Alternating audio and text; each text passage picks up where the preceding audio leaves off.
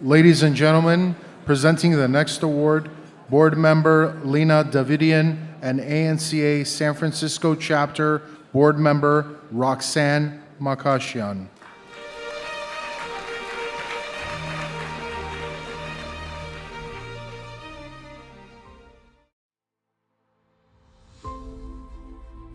As one of only 2 members of Congress of Armenian descent, Congresswoman Jackie Speier has been a prominent voice for the Armenian people, faithfully serving her community with a great sense of empathy for over 3 decades. It is poignant to think that both sides of the Congresswoman's family were touched by genocide, a fact that drives her fierce commitment to the Armenian cause and to promoting human rights around the world. Jackie Speier's career in public service is the ultimate testament to her family's strength, bravery, and resilience. In addition to co-chairing the Armenian Caucus, Congresswoman Speier has served as a member of the House Armed Services Committee. She has supported legislation to promote education on the Armenian genocide and was instrumental in advocating for America's recognition of the Armenian genocide, which was achieved in April of 2021. She continues to lead with a heart full of courage as she traveled to the Republic of Armenia this past week, joining Speaker Nancy Pelosi with a U.S. delegation in a historic show of support for Armenia's sovereignty. As a Congresswoman, as an American, and as a proud Armenian, Jackie Speier has built a legacy that will stand as a model for future generations in the pursuit of justice for the Armenian cause. For her years of devoted service to her country and to the Armenian American community, we salute Congresswoman Jackie Speier with the 2022 ANCA Western Region's Lifetime Achievement Award. Join me in welcoming to stage the ANCA Western Region 2022 Lifetime Achievement Award recipient, Congresswoman Jackie Speier.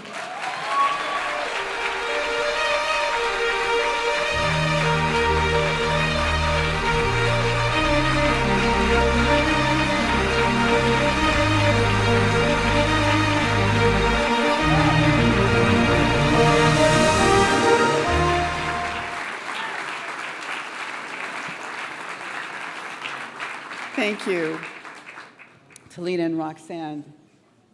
Thank you. Honorable clergy, to the leaders of the ANC, especially to dear Nora.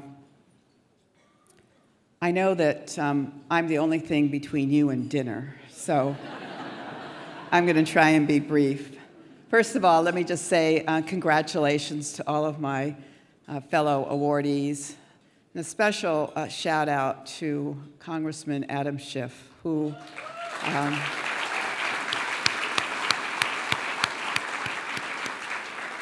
I can't begin to tell you what a force he is in Congress. I serve with him as he chairs the House Intelligence Committee. I've observed him up close as he has done everything in his power to retain this democracy, both on the January 6th committee and on previous impeachments.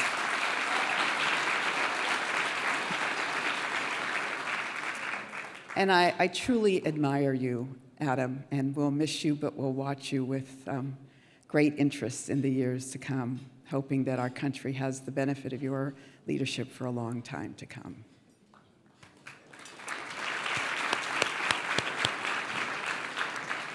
So a week ago today, I was in our beloved Armenia.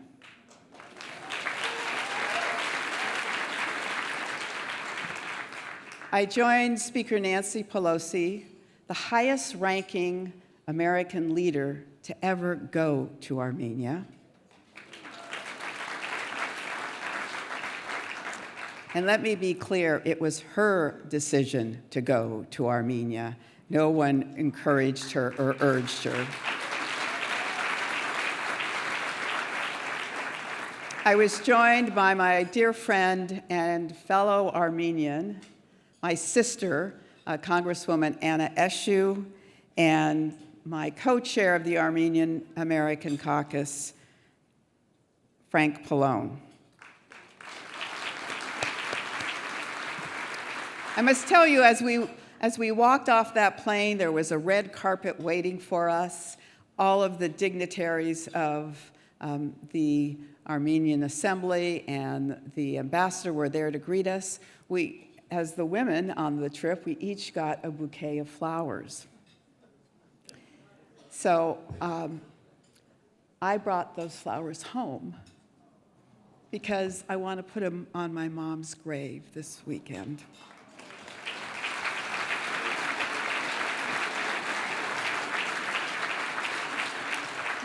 It was a thrilling experience because everywhere we went, as we drove into Yerevan, there were people on both sides of the highway waving American and Armenian flags. Everywhere we went and met with people who were so visibly encouraged by the trip. I felt their angst and I felt their jubilation. They were snapping pictures and clapping and waving and holding up signs. And as we walked out of the art museum, I heard the voice of an older woman plaintively crying out, "Please save Armenia. Save Armenia." I will always have that picture in my mind. I want to tell you a story. There was a young Armenian girl who was reluctant to identify her nationality because her country was no more. There was nowhere on the map where she could point to its existence, and yet she existed. It made her feel less than, so she rarely talked about her background. Her mother told her daughter about the atrocities that had befallen on the Armenian people. There was this dark cloud that never went away. That little girl was me. So when I was in Armenia, I told that story actually to the Prime Minister over dinner. And I told him I never want another little girl not to be able to point to her country, Armenia.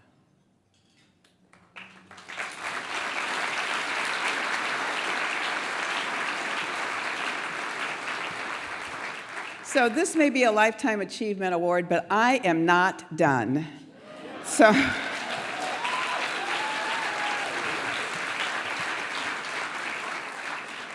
not only do I hope that we pass next week H-Res 1351 that Congressman Schiff has introduced,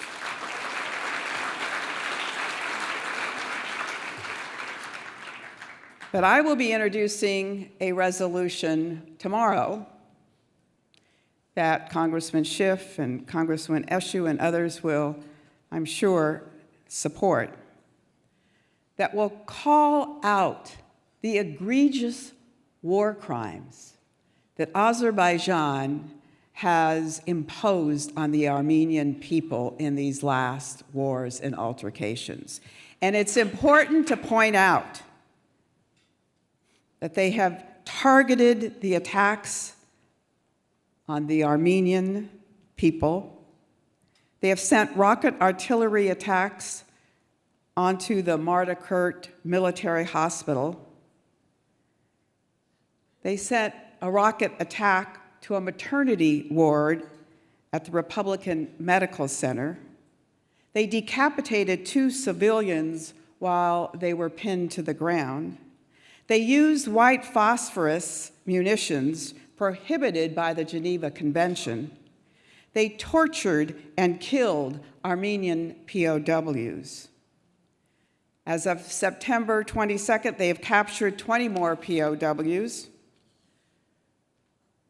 They have a film of a soldier who was wounded and taken into custody alive. and returned to Armenia dead. And we've all heard about the female soldier whose clothes were stripped from her body mutilated, with writing across her torso. It's important that we point out these war crimes in black and white and hold Azerbaijan accountable. We will do this.